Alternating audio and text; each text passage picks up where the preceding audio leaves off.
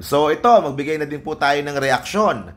As expected, ay dinipensahan na rin ni Senator Bato de la Rosa, who is up for election next year, yung pong kanilang kaibigan na si Pastor Kibuloy. Okay? Basahin ko po yung kanyang sinabi tapos mag-react ako. Ang impression ko sa kanya ay respetado siyang tao at hindi niya kayang gawin yung mga ganong kababuyan na inallege sa kanya. If you ask my opinion about him, he is highly respected. Ako mismo humahanga sa kanya. He's the son of God. Oh, wow. Less expected ko sa kanya na gumagawa ng ganong offense. Opinion ko lang yan. Hindi ko naman siya nakikita 24 hours a day. Okay? So, ako po ay disappointed din dito kay Senator Bato. Dahil sa akin, it's not a matter of kung kaibigan mo, o kakilala mo, o malaking tao, o mayamang tao. It's a matter of being fair eh. Kung ano ang batas na kailangang pinapasunod para sa mga mahihirap, para sa middle class, ganun din po para sa mga makapangyarihan. Wala po dapat special treatment, wala po dapat VIP. Diba? Kapag tinawagan po ng Senado in aid of legislation, diba, kailangan po mag-appear at kailangan po respetuhin yung pong Senado. At taliwas po ito sa ginagawa ni Kibuloy sa hindi po pag-attend at pagtatago doon po sa mga nagpapasopina sa kanya. Okay, so ang hindi ko talaga magets, o bakit pa kailangang mag-react nitong si Senator Bato? Diba? Hindi po ito nakakatulong sa kanyang re-election, mas dumadami lang po yung mga posibleng magalit sa kanya. Hindi niya gayahin si Senator Bongo.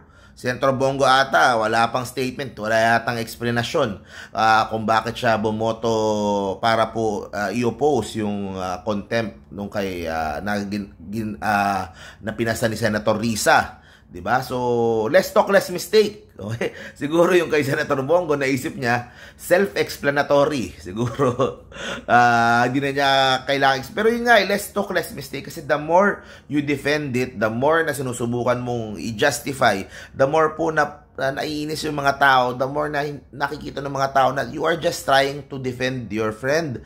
You are just trying to impede yung pong hostisya. At lalo na kung hindi naman kasama dapat dito sa Senator Bato, bakit niya kailangang ipasok yung kanyang sarili?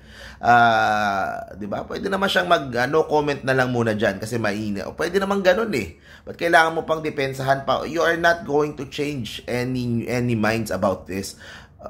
Marami pong mga tao buo na ang desisyon po dito. At whether you believe inosente or hindi si Kibuloy ay dapat po siyang humarap sa Senado dahil yan po ang gagawin kapag any one of us ang pinatawag ng supina. So pinapakita lang po na espesyal at talagang pinoprotektahan ng ilang mga politiko po natin. Ito pong si Pastor Kibuloy. At ito nga, si Senator Bato na re-election pa next year. Diba?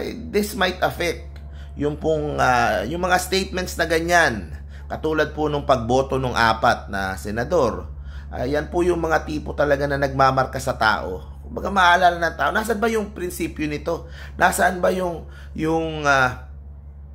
parang yung iba isipin, parang nasaan ba yung sense of fairness nito, sense of justice, sense of honor nito, na yung mga aligasyon laban kay Kibuloy ay mga seryosong aligasyon. Diba yan po ay pinirmahang salaysay. Mga sworn affidavit, pwede silang ma-perjury kung nagsisinungaling sila. Diba? Pero pinili pa rin nilang magbigay ng kanilang panig tungkol dito, yung kanilang reklamo. Diba? International Women's Day pa naman ngayong araw. Diba? Kaya nga nakakalungkot na mayroong mga babae na bumoto din para mag-oppose dun sa contempt. Diba? Sila Senator Amy, Senator Cynthia. So, ito yung mga klase ng boto talaga na nagmamarka sa tao. And unfortunately for Senator Bato, di ba? Kailangan pa niyang mag-react talaga, di ba? Pwede namang hindi. Pwede namang, di ba? Pwede namang wag na niyang patulan, di ba? Kasi with that statement, di ba? With that simple statement, he might have lost votes doon po sa parating na eleksyon. Okay? Yung mga supporter ni Kibuloy sigurado naman from the start susuportahan na siya. Wala nang question doon. Pero yung mga tao na galit kay Kibuloy na maaring dati ay okay pa naman dito kay Senator Bato, baka magalit na din po sa kanya kapag nabasa po nila at nalaman nila yung pong statement na ganyan ni Senator Bato. Pero anyway, karapatan po niya yung sabihin bilang isang senador at personal na opinion nga naman niya.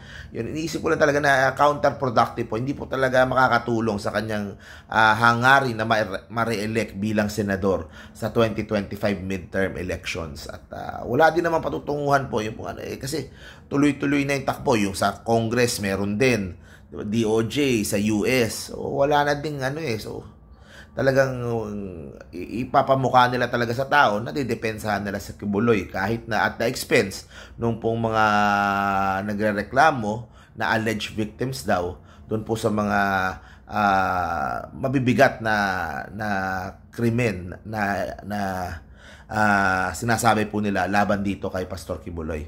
So yun guys, thank you very much po. See you po sa next video po natin. Bye-bye.